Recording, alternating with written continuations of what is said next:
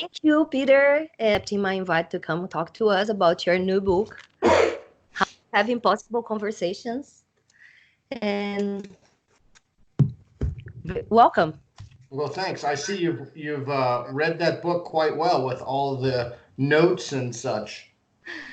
It is. I have read it a few times. Really, did you have a favorite chapter? Oh, that's a great question. I don't think I can do it. I don't think oh, it's really hard. I don't think even going through many times, I did not make that ranking analysis of it. I think it's all important. That's why we're going to talk so much about it. And I have other projects going around Oh, it okay. as well. Um, we're going to talk a little bit about the book and the Grievance Studies, not so much to spoil anything, but enough to make people curious and want to go read both of them. Also, gonna maybe try to link a little bit on the old book that you also have in your screen. And thank you very much for all your work. It's really important. Yeah, I appreciate that. The work started actually before I did the work in prisons, and then I went in prisons for my dissertation, and I talked to men. They were all males at the time. To prison here in Portland, Oregon, Columbia River Correctional Institution, and then I used that to segue to the atheist stuff and religion to have a reliable epistemology, or it's how you know what you know.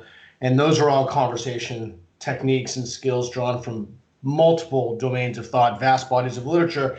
And then I came up with this with James Lindsay that synthesized 36 techniques in the book that go from, fundamentals all the way to master techniques. The book has 36 techniques, and they're organized from fundamentals all the way up to master level. And we highly recommend that you start at the beginning and don't just jump in at the big foundation. One technique builds off of the other, builds off of the other. So at the end, you'll feel it really is a book to empower you to have conversations. So you'll feel because it's true that you can have better conversations, but you can't just do that if you start reading chapter 7. You have to start from the beginning. It is true. And that's one of the things I I cannot put as which one is the most important. It is a ladder. It was good for me to also use it and feel the need to go back to it. I think the first chapter where he's really harsh on your old conversations, and he calls you a jerk, and the person should have walked away before. And I actually mentioned to him, like, why you were so rough on him on your criticism. And he told me that was your uh you advised him to do it. You let him do it, or told him. How was that interaction? I think it's important when you make a mistake to take ownership for it. And you mentioned street epistemology. I was with Reed and we did some videos in Los Angeles, California, and I put out a video if it's not a good one, if it's not a perfect one, if it's fine, even if it's bad. In fact, especially if it's bad, those conversations, because that's how everybody learns, right? That's how I learn, and I learn from that feedback, and other people, can watch those. And I think it's really important when you make a mistake, you don't shy away from what that mistake is, but you own it. It is true. It is true. It is important. But don't you think it was over? Because I was like, I don't know. I felt a little disappointed because I was like, I did not think you were that jerk. I thought you both were too tough, too rough on yourself on that judgment. Oh, did you? On that conversation. Interesting. Yeah, I actually don't. But maybe it's that I'm still on the jerk side. Could be. Yeah, I can assure you my critics will disagree with that and think I was not harsh enough on myself. That I promise. Okay. So, what about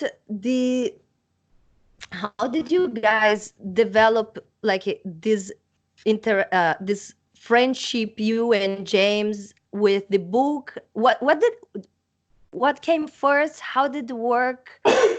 You were doing Um, all this together, the Grievance Studies and the book at the same time? yeah. So we had been writing together for years. I don't know, Time, Scientific American, the Philosopher's Magazine. We've just been writing a ton of stuff. And we wrote The Conceptual Penis as a Social Construct. That was our first hoax paper. And everybody freaked out, went crazy about it. And they said, well, this didn't prove what you think it proves. To prove what you want it to prove, you need to do A, B, C, D, E. And so I said, all right, let's do A, B, C, D, and E. And that's exactly what we did in the Grievance Studies. And now I'm hearing either this didn't prove what you thought it to prove, or you shouldn't have done that. You're a bad person. So it is true that we have a long history of collaboration and writing together. And we wrote, I think, 250,000 words for the Grievance Studies with Helen Pluckrose, and then we also, wrote the book, which was this was almost 300,000 words, and then we trimmed it down to, I think it was 88,000 words. And our agent takes no prisoners, and she is a very blunt and direct person, and she said, "You are out of contract." And the contract only allows you to be 10,000 Oh, sorry. over, and a 70,000 word contract. So we then had to cut it down to 77. I think the book is 2 words short of the maximum it can be. So anyway, we've been working a lot together and writing a lot together, and we have a very smooth system of passing stuff back and forth. Jim is a very, very, very quick thinker in writing. On his feet too, but particularly in writing. Yeah, I follow him on Twitter. It's really fun to see it. And listening, watching you guys, interviews, podcasts, reading the book, and following other platforms. And I think one of the things that's important to talk about the book itself, it's how to have impossible conversations, because it's a problem of everyone nowadays. I don't think anybody does not suffer of the problem of having some topic, some subject that you cannot talk, touch with someone specifically. You know, cannot bring that you are atheist or whatever at work, sometimes sexuality or even political opinions, or like you're a Trump supporter, or or you support gun control or not, or you against gun control. So I think everyone has passed through this to have some sensitive subject topic, and or have divergent opinions with people really close that you cannot even talk about. um, what do you feel like you were pushed by something personally to do that? Was just career?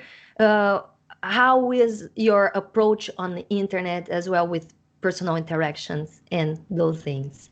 Wow, that's a lot of questions in one. I push, no, I did this because it's a continuation of the type of stuff I'm interested in. And I'm interested in scientific skepticism and reason and rationality and civil discourse and deriving moral principles rationally and figuring out the world through science. So all of that was the book was a natural outgrowth of all of that. And it really is the culmination of thinking about this stuff for more than 25 years daily and practicing daily. Not that I'm particularly good at it. I do have a lot of experience at it, but what I hadn't seen was that people took things, for example, from hostage negotiations, or from applied epistemology, or from drug and alcohol counseling, or from cult exiting, or from various subdomains of psychology, and synthesize them into one book to teach people how to have better conversations. And so we wrote How to Have Impossible Conversations because a lot of the books out there were about negotiation or getting to yes or what have you. And there's certainly nothing wrong with those books. They're good precursors. But it didn't have the ambitions that this book. This is an incredibly ambitious book. And so that's that was one of the reasons. But I was switched to it. I'm just interested in it on my own. Do you think the book it's like the continuation of the manual for creating atheists, but more secular? Would you say that? I'm sorry for the noise here in the back. That's okay. Yeah, no, I think absolutely the book is a continuation of a manual for creating atheists, and it takes the same skeleton, which is the Socratic method, and then it adds meat to that skeleton. So the techniques and how to have impossible conversations, and I have a manual for creating. Oh, here it is, right here. The techniques, a manual for creating atheists. Yeah. Yeah. Two So books, very those are, complementary and really nice. I think so. Yeah. Those conversation techniques are specifically geared toward atheism, religion, faith. I also don't know if you know this. I also have an app called Atheos, and I did it in conjunction with the Richard Dawkins Foundation, ATHEOS, and that teaches people how to have civil conversations about religion, spirituality, God or gods, et cetera, et cetera. So all of these things are just a continuation of this line of thought to how to have better conversations. And I think part of the problem is that many people they have strong moral opinions, but they don't know where those moral opinions come from.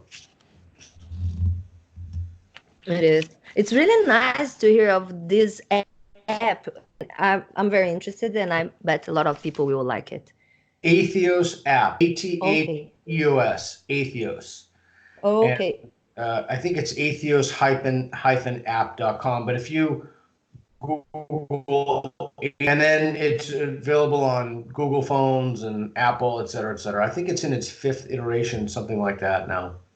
That's really nice to hear. Yep. Very good. So, cancel culture. Have you suffered of something like this? What is your opinion about it? I'm vehemently opposed to cancel culture. Yes, I have been canceled. Canceled. I don't really mind that much in terms of myself, but yeah, I've been canceled. So I suppose we should start with the definition of what it is. It's when you boycott somebody's work because they said or maybe did something that you didn't like. So then you just boycott everything they do. And you can be canceled for any one of a number of reasons. But right now, if you go against some reigning moral orthodoxy, like please read Douglas Murray's piece about people who have been canceled or boycotted. They're trying to cancel J.K. Rowling now, and a lot of people have been attempted to be canceled, and I'm vehemently opposed to canceling anybody. There's no redemption in that. There's no path back from that. Among the other problems with it, I don't even think people should be canceled who have been the proponents of cancel culture. I'm completely and adamantly against, and I repudiate cancel culture totally and unequivocally. Totally. I had another guest here that he actually has been canceled. He was fired for a joke, a comedian fired for a joke, but an interesting conversation that people see cancel culture as like, or in his opinion, would be like individual rights of choosing to not to go to a service or follow someone. And we entered in this discussion because Yeah, I'm that's very against cancel culture. I think it is a real thing. I have realized that there are such a cancel culture deniers, and uh, and they say it's like, oh, it's just personal freedom and see, that's choice. not And true. I was like, I actually don't have. I don't care about what the owners, the CEOs of companies do in their private lives and what are their personal political views. So I'm not driven like that. So I don't understand, and I'm very against the cancel culture. But what I've noticed is people trying to give another meaning to the word cancel culture, saying like, oh no, it's just like I don't like that person, so I don't go to their restaurant. And it's like, no, I think cancel culture, there is a nuance of people trying to be to make more efforts to cause damage to that person. So have you been canceled or just try to, like, some speech on university or just the book itself or just people Yeah, calling you I grief?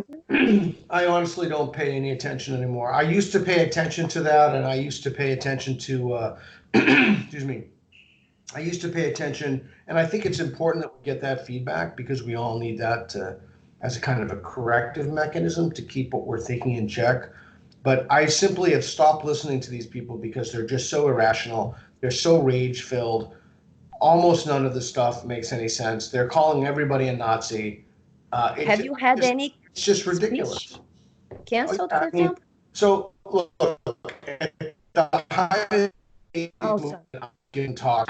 Yeah, that was like 2013, 14, even even 15 a little bit. I just announced a talk. Everybody would invite me, and even humanists, everybody.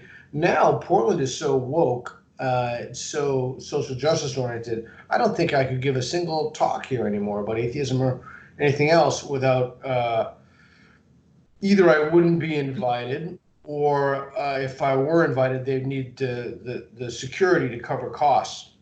It's just not. It's just too woke. Now, if I went other places, that would be more receptive. And interestingly, the people who would be receptive to that would be conservatives and even evangelical Christians. If I wanted to debate, for example. But as I say, James and I say in the book, I think debate is far less of a vehicle for finding truth than conversation is. But the main problem, one of the problems with cancel culture is that on the right, running around saying that we need to cancel people who have been proponents of cancel culture. The problem with that view, and some of those people are quite good friends of mine, but the problem with that view is that that doesn't stop cancel culture. That just keeps the freight train going, and we need to stop the freight train, or else we drive ourselves into madness as a society. It's insane. Definitely. I mean, I guess an analog, kind of not a similar principle, but the same sentiment is I don't think I'm opposed to the death penalty. I don't think we should kill people who have murdered. Yes, yes, I totally agree. There is a lot of uh, what I feel like in all the conversations is like we one of the things that I think your book brings, and you always have to remember when you're in those heated conversations or even when you're going down, it's that it's something you point that we all have the best intentions, the left and right That's and correct. Democrats and Republicans, and the gun control the same way as the people that want people to have guns and the people that want gun control. They all want just to have less kills, to have less murders, to have a better place for everyone. So we to build that golden bridge, I think we really need to remet and remember that point. Just today I had a heated conversation in a Discord channel that I'm part, and most of people are for gun control. I'm not. I am for gun control, but and that is the point when I actually have talked about other points. Like, it's not that I want everybody to have a gun. I personally don't want to have one, but I think people should have the right to have the gun and to defend themselves. And I'm very and I think my first point is that I'm very against authoritarian governments, and I think all the movements, even to protect people when it comes from government, it's it's very So complicated. were the people in this chat against gun control or for it? They are for gun control. They want the United States to have less guns, Okay. because if you have less guns, you're gonna have less incidents, murders, suicide, everything in general. Probably And true. I we don't went know down the. to bringing data and everything, but it's really good. I like them. It's the AIU channel that is actually Atheist is Unstoppable. It's not a street epistemology group, but they surprisingly enough, they are more open to conversation than the street epistemology group sometimes. Really interesting. I specifically try to let that group and such evolve on its own without me. So I think that's good. Oh, sorry, it cut completely. I did not understand anything Oh, that's about the. okay. That's okay. That's all right. We keep going. What's the next Oh question? Give me a no. tough one. I want a tough one. Okay, let's see. Let's see if I can bring something hard. Actually, there is something I wanted to ask you, and I don't think of course, you're gonna have the knowledge and probably the point to bring in the book. I just made this because I think it is would be maybe even a next step. It would be like after you have had those conversations with someone, with some friend or family, whatever. You have this person that you always have those hard conversations.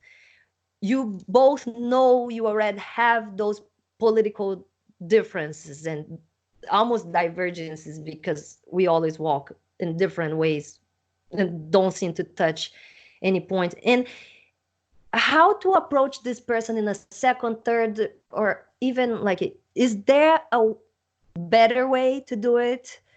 Better than what? I'm not sure I understood the question. What do you mean? Because I think sometimes when you already know your adversary or your conversational partner, but Yes, you much already better. know you have a very different positions, it kind of feels that uh, the some type of A rivalry? yeah, and how Um, to go over this, like if there is such a way. yeah, it's tricky when you know someone and those behavioral patterns are entrenched. Um, in those certain circumstances, you have to go back to what we talked about in chapter two and ask what the goals are. And then once you figure out what the goals are, then you can work backwards and figure out what kind of question. So maybe your goal is to have a better relationship, and in that case, it's listen more. And maybe your goal is to kind Yeah. of really engage that person on the substance, like you said, about guns or whatever it is. In that case, you need to focus more on epistemology. Maybe your goal is to just not enrage the person because you feel like your relationship is deteriorated and you got to see them once every month or so. So once you figure out what your goal is, it's easier to work backward from that. Okay, so go back to the goal. Yeah, that's a good one. I feel actually pushed back to that Ah, point. yes, that's why the book has to be read chapter 2, 3, 4, 5, 6, 7, 8. It has to be read in order because if you just skip ahead, you wouldn't get that go to the goal. Like you would have skipped that thinking you already know that. But sometimes it's something can be so simple, but we overlook it in conversation. We don't ask ourselves, okay, what do I want to get out of this? Why am I in this conversation? Do I want to just survive Thanksgiving dinner or what have you? That's right. Yeah, but I thought that was like kind of like the natural way that we go because like every time I talk to this person, we already know we have different positions. Right. We bring data, and in the end, it's just I feel, and I actually have mentioned to him that's like, okay, you win. Normally, I end up the discussion here, and or I say like, I'm gonna walk away because we both present the data, Yeah, the problem is and unless there's you actually if we keep going, we're gonna just so fight. so so a couple of things there. It's not clear that winning means what you think it means. All right. So if they were right and you had a false belief and they help you dislodge that, then you won. All right. Sorry, it cut again. Can you hear me now? Yeah, it cut just like sometimes in the middle of the sentence. Huh. So let's say that. So what I was saying is that I was questioning the idea of winning, what it means to win. So if you're Yeah. in a conversation with someone, so you said you win. Um, it, it's not clear to me that that's the case. If someone presented you with good reasons and good evidence, and you changed your mind as a result of listening to them, then you won. You were the winner there. I see. Yeah. Yeah, no, I understand that. But was not much I think about that. It was like a conversation about the gun control, and we were trying to bring data to actually find out if our beliefs, because they said they believe with less guns would have less violence, and then when we brought those data, then they turned the Wait, poll. wait. Hold on. Okay, there's a crucial step in the middle that you're not that you need to cover. And that step is the disconfirmation question. What would constitute sufficient evidence? Like, what would that look like? It's pointless to bring in the data unless you've given a disconfirmation question, right? Because Yeah. what you consider to be good data, reliably produced, control groups, double blind, whatever it is, large N, whatever it is, just because you think it's good data doesn't mean someone else is going to think it's good data. So before you start bringing in your data, it's really important to ask those kinds of questions in that conversation. Oh, so what would good data look like? So what would be sufficient in your mind? Where can we both agree on where that data would come from? So all of those questions are important before you talk about evidence. So the moment you introduce evidence, you can't assume that the reason that you have for believing something, that other people are going to think, oh, well, she believes it because of, whatever reason there is. In Sweden, there are fewer, I'm making this up, but Sweden, there are fewer guns or whatever, what's the famous, Switzerland, there are more guns and therefore, fewer homicides, therefore we need more. No. Before you do that, you have to ask those disconfirmation questions from chapter 5. Yeah. Yeah, no, I see that, and I think that is probably the biggest mistake, because on Discord we have just like so many people watching, and when you bring that, it's just like a rain of data. Right. Like everybody sending link and like, yeah, this proof, this proves, and whenever we find that is exactly the point where I was going to go, because whenever you find the data that kind of breaks their argument, then they move the poll.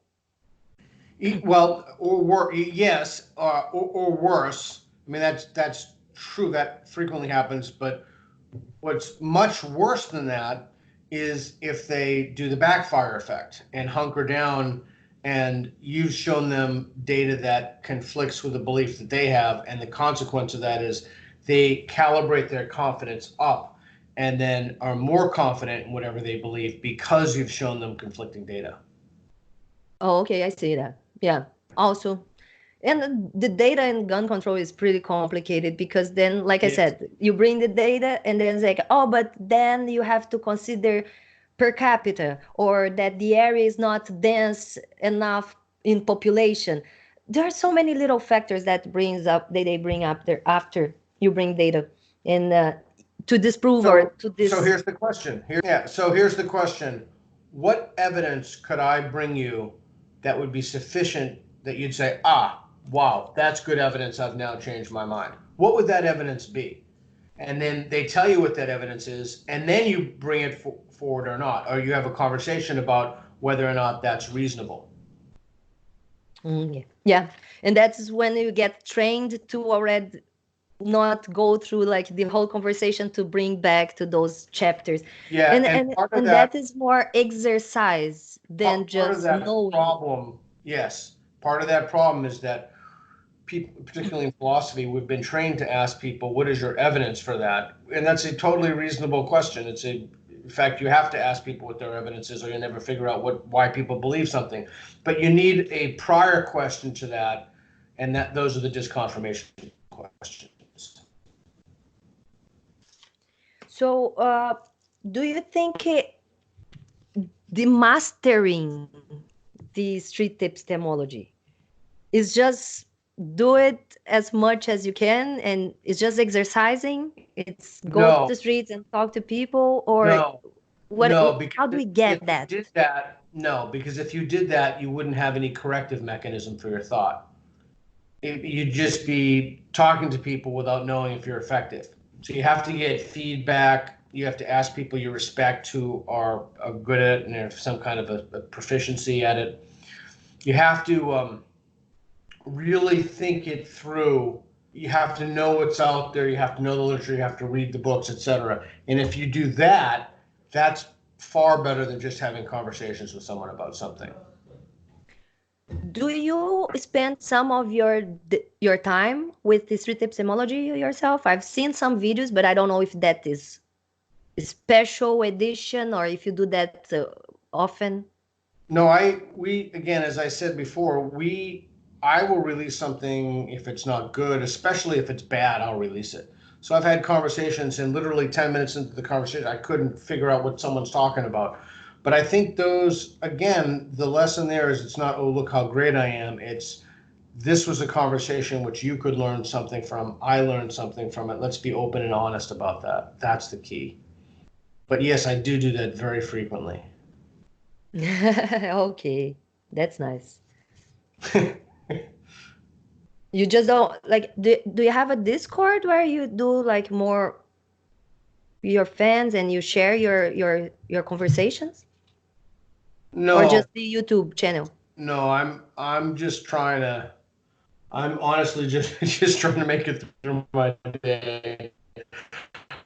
I don't really I don't do a lot of that stuff. Like if I go to LA again, Reed and I might do it, or if I go someplace, we might do it. But no, we don't do it. Although I am going to make a series of videos. I keep telling myself to do that. I just haven't had time. I've been preoccupied with other things, social justice issues. Yeah, one of my ideas was to like, I have a few series on my channel, and my channel is pretty big. I need to split in many different things, sections, including the interviews. That apparently is the most interesting thing that I have Oh, done good. so far. And but I do want to do a series of like a book club, and I wanted to do your book first, so we might be reading. Uh, I will choose my favorite paragraph or something to talk over once a week, and have a few people follow me on my Discord that I'm putting up now. Oh, So cool. yeah, and I think it is good. I know a few of my followers have bought the book after I mentioned, and It's people kind. are loving it. It's pretty good. It's very applicable to all conversations. I always go back, try to think before I even open it. Like I have a hard conversation, I think, where did I fail? Even sometimes on the interviews, like I mentioned to you, sometimes I feel like, oh, maybe I failed on the rapport. I did not create it enough. When I started, feel that is the problem with Twitter. Yeah. I don't know if Twitter has future or not, because it's just so hard to live on Twitter. And I think the Twitter problem is the rapport. Like nobody sees anything in common and is just jumping on difficult conversation and to fight and complain about something and really diverge in opinions, because it's not people that are agreeing that are more talking to each other. It's more people debating, and because they don't know them personally, they Yeah, really easily. or not even debating, just calling each other morons and Nazis and Yeah. grifters. And so I think Twitter is not a good platform to have a conversation. I mean, obviously it's not. So, Yeah. and the other thing is you don't really know who you're talking to. It could be so many people have sock puppets and fake accounts, and it's just not a good conversation. But there is a platform called WikiLetter that's a wonderful platform for conversation, and that's Sorry. run by Clyde and Dane Rathbone, Rathbone. It's if you Google letter and wiki, it should come Okay. up. It's a very good Cool. platform for Want to conversations, check it? civil dialogue. Another thing for our description Excellent. below. Yeah. Are you out of Twitter? Like, since you I'm mentioned Twitter. I'm taking a holiday. I'm Oh, taking a holiday from social media. I'm actually on my break. I'm trying to watch as much TV as possible. I saw.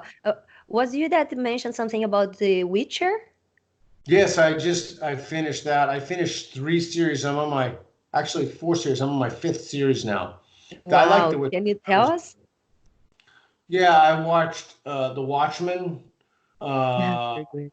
The Expanse, fourth season. Uh, the series finale of I'm watching which is a terrible show, Lost in Space, second season right now. So I I saw it. really like science fiction. Yeah, I watched The Watchmen and Lost in Space, and I did finish Witcher too. Did you The like Witcher. them? Yes. Oh, yeah, it's so good. Yeah. Some few criticisms, but nothing important. Nothing that I would not watch.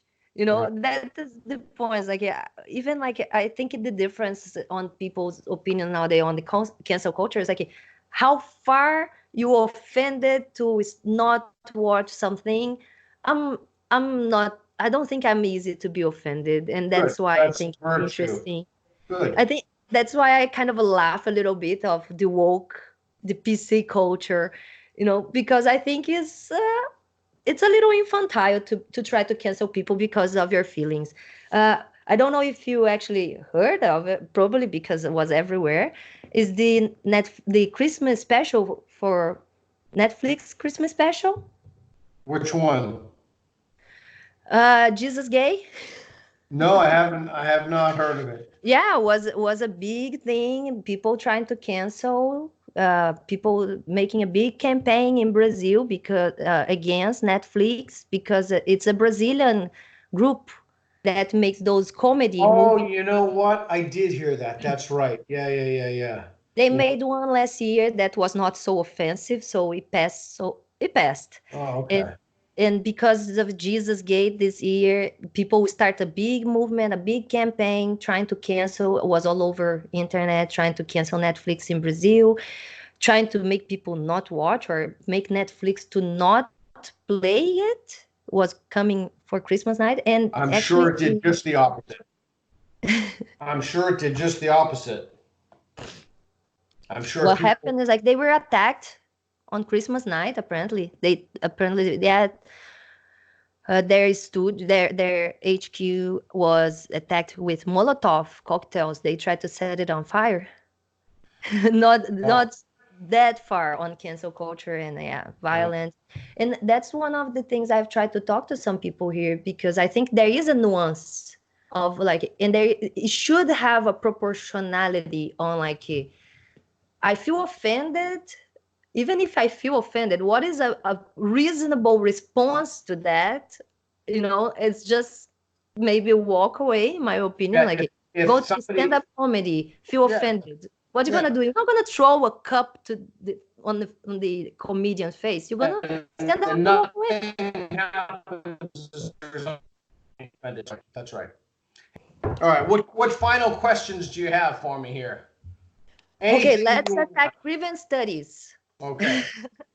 How was grievance studies like that marathon of writing and it looked fun by the short videos you guys shared of you guys all together. Helen and James. Helen we had here before. Great. James that will be and you. It looks like a study group in university. I had a lot of fun when I was there, so feels Yeah. like. How Well, was that? it was really interesting and fun until the Wall Street Journal caught us, and then it was like nothing stress and grief. It was just crazy how stressful it was once that happened. But up until then, it was a lot of work, but a lot of fun, and we really learned the literature, and we did deep dives, and we tried to come up with the most insane, crazy ideas, which I think we did. But again, we just followed the template. We just all of the critics from the conceptual penis, they said you need to do this, this, this, and we were like, all right, Can you we talk a did little bit it. about the conceptual penis? Yeah, what would you like me to talk about? It's funny to Just hear you let say that. people know what the conceptual penis that is. So for So, whoever is not used to the studies itself. so if you Google the conceptual penis as a social construct, that was our first hoax paper that we published in Cogent Social Sciences. And it was I thought it was an extremely funny paper, but it's somebody's paper you can. But we did that for a number of reasons, and we published that about that in Skeptic Magazine. But then people went crazy on us and were so upset about it. And they said it didn't prove what you wanted to prove, and you needed to do this and this. And so we just said, all right, and we just redid it and did every single thing our critics told us to do that we needed to do to make it successful. And unsurprisingly, the same people are still freaking out. So then we wrote 20 papers in 10 months, and we had, 7 published or accepted to be published, and some of them in very high, the best journals in the subfield of what we term grievance studies. And then we had 7 more under review. So, and that's peer review. So we yeah, so it took place last year. You can see both the convenience and the Google Drive, all of the papers, reviewers, comments, notes, everything is 100% open for everybody to watch. We hid nothing. It's all there. Do you have a favorite one? The one that got the most attention was the dog park paper about dogs raping each other. But um, my favorite one is the one we published in, or got accepted to be published in Hypatia, which is the top feminist journal. It's called When the Joke's on You. I like fat bodybuilding because that's the one I primarily wrote. It said that there should be a new category of bodybuilding in which morbidly obese people, though we didn't use the word obese, come up and display their fat. I like that one. Some of the ones I really liked, we got caught before we had a chance to publish them. So, and by that time, we were really good at writing those papers too. So, yeah. It was a lot of, I can't even imagine to have produced so much material. That is so much work. It's crazy. Yeah, Jim is very How good at. many hours did you I don't did even want a lot. you guys Way did too not many. compute that, no? Way too many. What are the attacks that you suffer the most, like grifter, or what do people? How did people misunderstand your work? Do you understand how that works and what they really call you? Okay, Their well, slow down. There's a ton of questions there. So the first one is what? What am I called the most? yeah. Oh, that's easy. Moron, grifter, and Nazi. Moron, grifter, and Nazi. Okay. And what do they actually use on their arguments to support their claims for this? Have you gone through it or tried to argue with that? There's no argument. It's just a slur that they use. What argument could there be? I mean, I don't know. Yeah, no, I actually don't know. That's why I was like, it's just like a Uh, empty It's a reasonable. accusation. Yeah, your question is a good one. It's a reasonable one, but I've never heard any argument for that. I mean, I don't think they value the tools of argumentation and reason. If they did that, then they wouldn't have dug themselves into this cognitive pit that they're in. So that's what you do when you can't disprove an argument. You just make a personal attack on someone. Yeah, yeah, definitely. Because I'm really like, I thought some people did not understand the purpose of the grievance studies, and therefore they were calling you grifter. It was like the closest thing. And then I tried to talk to other people that have never heard of it. And when we explained, they like, yeah, it seems very important to understand that not But all it's these all the same. It's scientific all studies or sorry. are valid There's a nowadays. lag. There's a lag There in our. is, So I'm thinking you're stopping and keep going. Um, it's all the same type of people. It's all people who put pronouns in their bios. Those are the people who are criticizing this. Those are the name callers. Those are the people utterly consumed by a grievance. yeah, yeah. It's an interesting thing to see the conversations going on and then deteriorating on Right. that way, and after I read the book, I felt like I could see that coming before, but it doesn't. It's still like an abysm, like, and that's why I kept asking you like how to master that, because I've read the book and then every time I face some difficulty on a conversation, I go back to the book, but it doesn't feel like you can actually predict or like get that thing on bringing up some things before, mainly on the calling names, because I try to like not bring that up to like to try to stop people from calling me names, to start not trying to be defensive. Okay. So those people don't want to have a conversation with you. They want to call your names, right? If they wanted to have a conversation with you, they wouldn't. They would have a conversation with you. You can't force them to have a. I can't force someone to have a Yeah. conversation with me. So if someone is just going to call you a Nazi, uh, so the semantic range, what that word means is stretched so much now. It's called concept stretching. Um,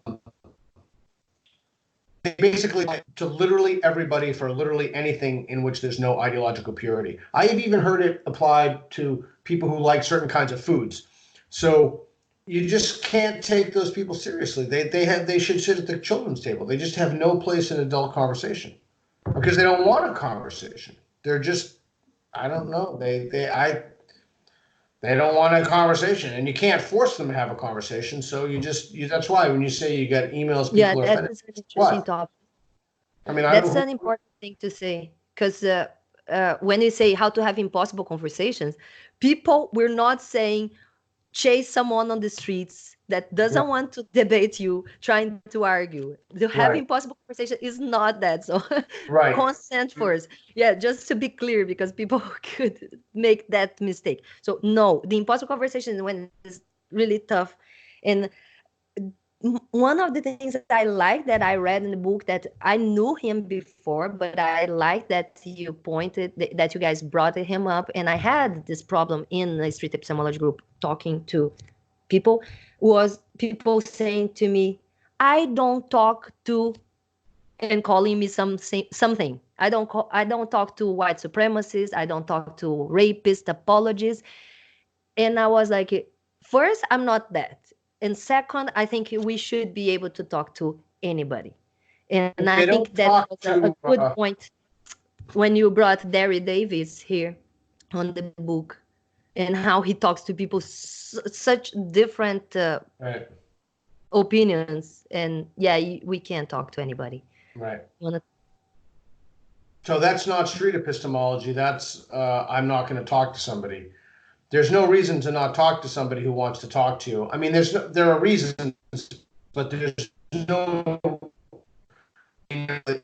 I'm talking in a normal context, not like you walk in and your whole family's butchered and someone says, "Oh, let's have a conversation." I mean, I'm talking about any reasonable context in which you would find yourself. If a person has an odious view, that's more reason, not less reason to talk to them. And how do you know that you're not the one with the odious view? I consider a lot of these people running around telling everybody that they're Nazis, they have an odious view. Well, they have a view that's totally disjointed from reality. That's So true. I have to go. No But problem. It was a big pleasure. And thank you very much. Thank you for coming, and hope to talk to you more I one day. appreciate it. Let's stick around off air. Oh, and if you want to reach me, I'm off Twitter for a little vacation, but at Peter Boghossian, Boghossien. The name of the book is How to Have Impossible Conversations. And I think my last tweet was to Lindsay and Helen Pluckrose, I'm alone, etc. So I appreciate the opportunity to talk, and thanks for promoting civil conversation. So thank you. Thank you very much. Thank you, people, for watching. And yeah, don't forget to follow Peter and get his books and exercise your conversations.